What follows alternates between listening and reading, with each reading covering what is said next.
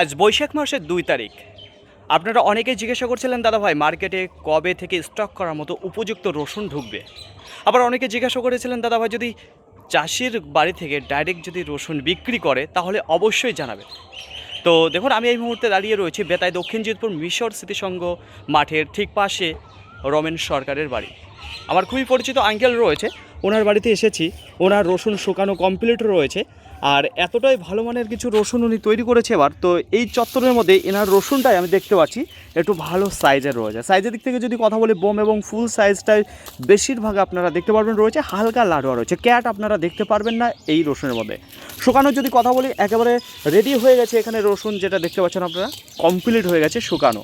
তো এই রসুন বিক্রি রয়েছে দেখুন এখান থেকে 35 থেকে 40 বস্তা মতো বিক্রি করবে।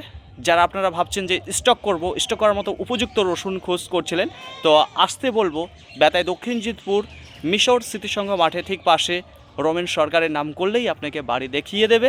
তো দেখুন খুবই ভালো মানের রয়েছে, একবার নিজের চোখে এসে দেখে যেতে পারেন এই রসুন।